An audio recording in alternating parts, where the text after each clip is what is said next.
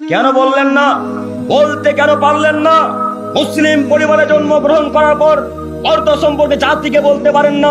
এর থেকে দুঃখের বিষয় কি হতে পারে? মুসলিম পরিবারে জন্মগ্রহণ করার পর অর্থ সম্পর্কে জাতিকে বলতে পারেন না, এর থেকে দুঃখের বিষয় কি হতে পারে? কন্যা আপনার ঠেকা দেবে আপনাকেই, কন্যা আপনার বাধা দিতে হবে আপনাকেই, মেয়ে আপনার গোসল করছে বাধা দিতে হবে আপনাকেই, স্ত্রী আপনার বাধা দিতে হবে আপনাকেই। আপনি কাপ পুরুষ তাই বাধা দিতে পারেন না, আপনি কাপ পুরুষ তাই বাধা দিতে পারেন না, আপনি কাপ পুরুষ তাই বাধা দিতে পারেন না। এই পুরুষত্ব রেখে না রেখে নদীতে ডুবে যায় অনেক ভালো, এই পুরুষত্ব মালদাতে না রেখে নদীতে ডুবে যাওয়া অনেক ভালো।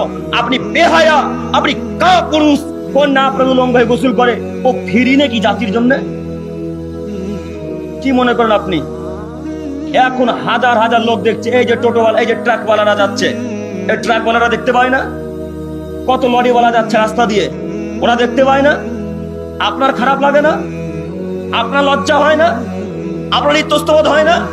আল্লাহ বলছে আমি তোমার জন্য সৃষ্টি করলাম, তোমার পাড়া প্রতিবেশীর জন্য নয়। আল্লাহ বলছেন গো, আল্লাহ মুহাম্মদ সাল্লাল্লাহু আলাইহি সাল্লাম নয়। আল্লাহ বলছেন কোরআন মাজিদের আয়াত, আব্দুল করিম ভাই দেখাতে পারবেন তো? জি, দেখানোর জন্য দেখাতে পারবো, সেই জন্য এত কঠোর কঠিন ভাবে বলা। বুঝেননি আপনি?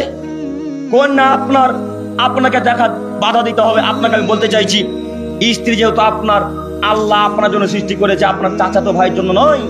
আপনার স্ত্রীকে আপনার আল্লাহ আপনার জন্য সৃষ্টি করেছে, আপনার খালাতো ভাইয়ের জন্য নয়।